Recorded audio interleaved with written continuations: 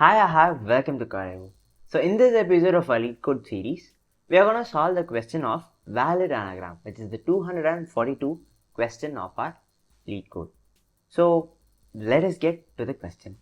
First, we'll read the question, try to understand and interpret the question. We'll develop an algorithm based on the examples that we have, and finally code the given solution in Leetcode.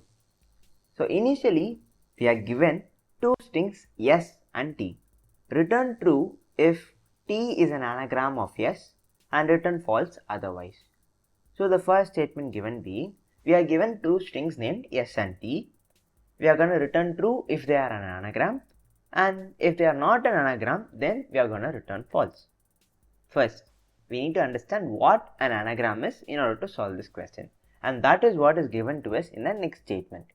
An anagram is a word or phrase formed by rearranging the letters of a different word or phrase, typically using all original characters exactly once. So, let us take an example to understand what an anagram is. So, let us take this simple example. Let us have the word code. Let us rearrange this word to form DECO. Now, these both words have the exact length, exact characters, and also their frequency is also the same. C appears only once, O appears only once, D and E both appears only once. And if, let's say, C appears twice in this word, then we must also have C appear twice in this word. So what I'm trying to tell you here, if you take a word and take all those exact letters and rearrange it to form another word, then we have anagram of each other. So then we say these two words are anagrams of each other. So by the gist of it, we would have to return true if these words can be rearranged with the given alphabets in the first word, and if they cannot be formed with the given letters, then we should return false. Here, since we know that both these words have the same length and all the letters, if rearranged, we can get the other word, then we can certainly show that these words are anagrams of each other. Now, how do we find whether these given two words are anagrams of each other? What algorithm or what logic do we use for that?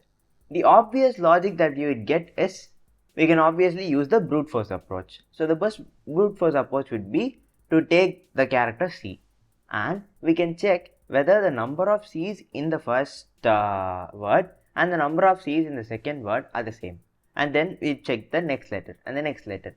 And subsequently, we can check whether all these characters in the string yes is contained in all these characters in string t, and their length should be equal. If both these conditions are satisfied, then we can certainly say that both these statements or both these phrases or words are anagrams of each other. But that would involve a time complexity of order of n squared, which is really high, and hence we'll think of another approach. Let's say we use a hash map. When using a hash map, what can we do? We can always take these letters and push it into a hash map.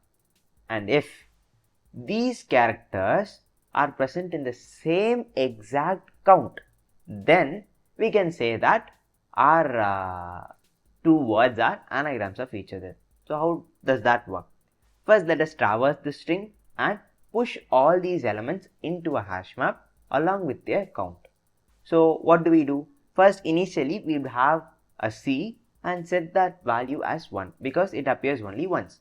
If we encounter another C, then we'll increment the value from 1 to 2, and similarly create a hash map for this and check whether both these hash maps have the same value for each of these letters. If they have their same values, then we can say it is true. If not, we can certainly say that both of these are not anagrams. But this takes a space complexity of order of n and a time complexity of order of n. That's definitely better than the order of n squared approach, but can we make it more efficient? That is where comes our count array. So the count array concept uses just a single array. So this single constant sized array makes it a space complexity of order of 1 and a time complexity of order of n. So this is the most efficient approach that we could think of theoretically. So how do we do that? we know that there are 26 alphabets in the English language, and the given constraint is the given inputs are just gonna be from small a to small z. Only these characters would be involved in the given input. This is the constraint that is given in the question itself. So we are gonna use that constraint here and take an array which stores the count of all these 26 values. So for example, the word code. Let us apply that example in this logic. So searching for the element code, we traverse the string CODE bit by bit or letter by letter, and would increment the value of the count in the count array. So initially the value C was 0, but we know the C is the third value or third alphabet in the English language. So 0, 1, 2. So the third element is being incremented by 1. So what do? We take the value of these letters and we convert them into the ASCII codes. So ASCII codes, when subtracted from the ASCII code of A, we would get their respective index. It's the basic logic that we use often. So for example, let's take ASCII value of small a, which is 97. When we encounter a small a 97, we subtract it from the ASCII value of small a itself. So 97 minus 97 will give us 0, and that is the index where we store the count of a. And similarly, the value of the ASCII value of b is 98. So 98 minus the ASCII value of a, which is 97, that would give us 1, which is where exactly we store the count of b.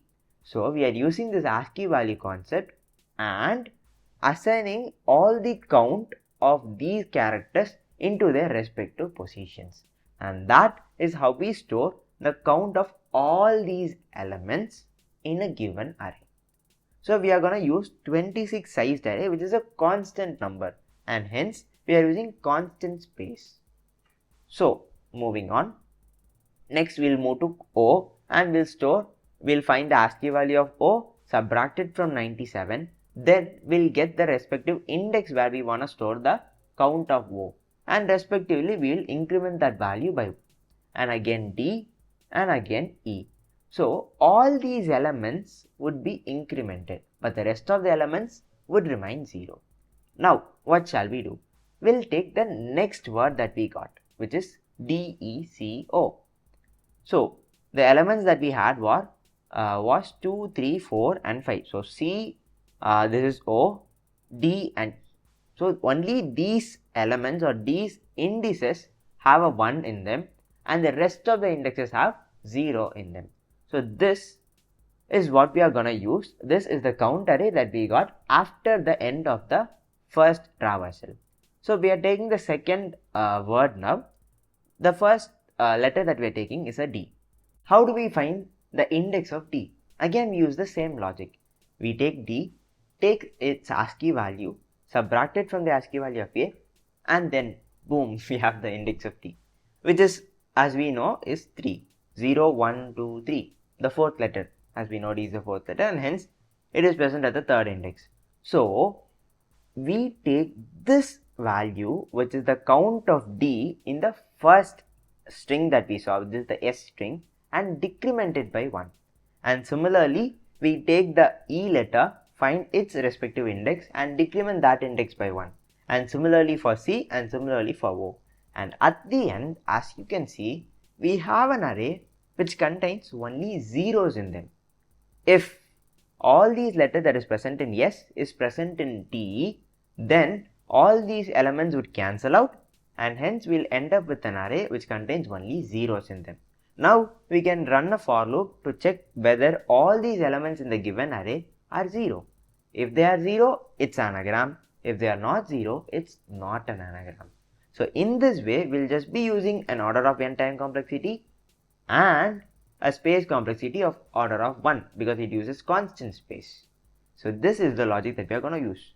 But what if this element was not deco and it had something else, a DECC at the end? Then DE would get reduced to 1, this would reduce to 0, and this is the respective position for E, and this would get reduced to 0. But in this case, the value of C would get decremented twice, and hence making 1 minus 2 minus 1, and the value of O is never touched, so it always remains 1. So this is the final array that we would get after traversing this string DECC. But as we know, the elements here are not 0. So we shall return that these elements are not 0, hence they are not anagrams of each other. So this is the logic that we are going to use, a count array concept. So let's go to Leetcode, apply this algorithm in code and verify our output. So let us first start by using these values s.length and t.length. So we know that both of these lengths must be equal. If they are not equal, in that case, we shall return they are not anagrams of each other. Because if their lengths are not equal, then the same number of letters are not repeated, and hence we can definitely say for sure that if their lengths are not equal, then they are not anagrams of each other. Next, what shall we do? We shall declare a count array, traverse the first string, and update the count values. So first, let's declare the count array. Int array, let's name it count is equal to new int of 26. As we know, there are just 26 alphabets in the English language. Now, let us take a for loop, traverse the string, yes. In order to traverse the string, yes, let us use a for each loop.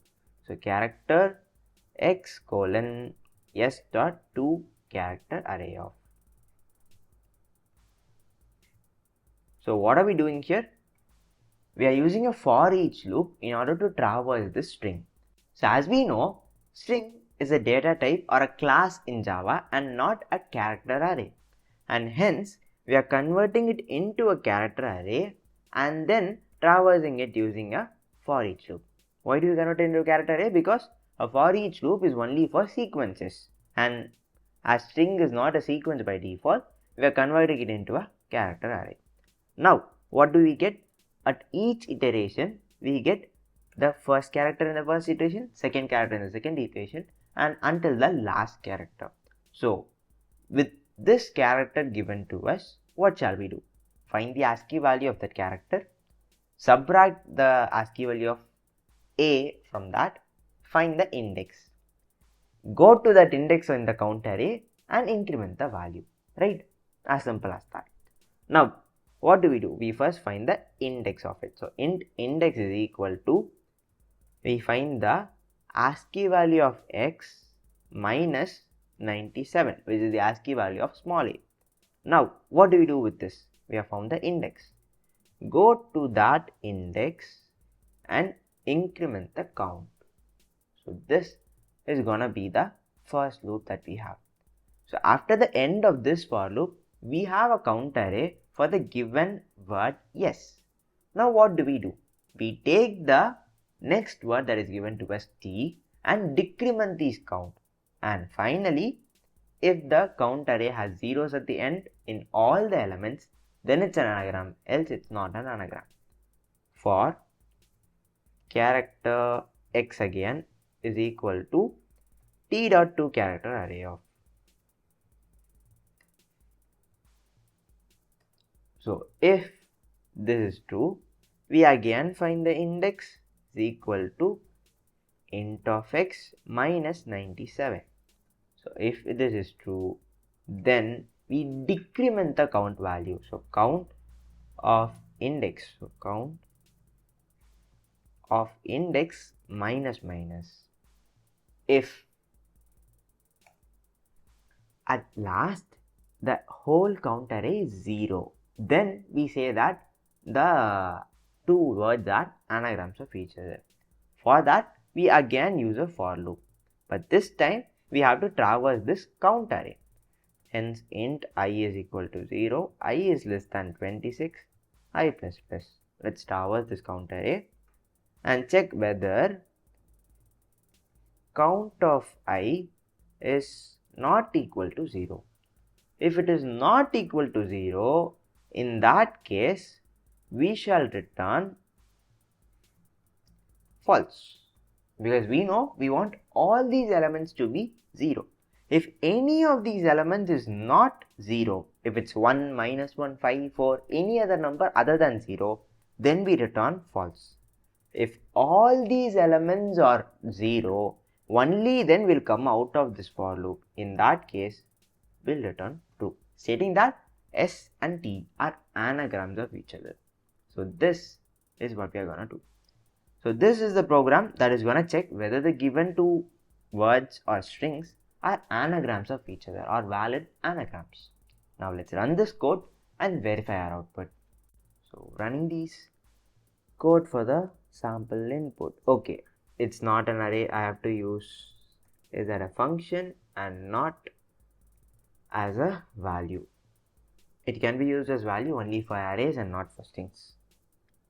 So yeah, so this got accepted for the sample to test cases. Now let's test for every other test case that we have. Okay, so it got accepted. So this is the code that we use in order to solve the question of valid anagrams. So in this question, we have used the new concept of count arrays instead of hash maps and the usual concept that we use. So that is the only different thing in this given question. Now, if you love this video, please drop a like and consider subscribing to Code.io so that you don't miss out on any other further videos. Now, see you in the next episode of Code.io. Until then, bye bye.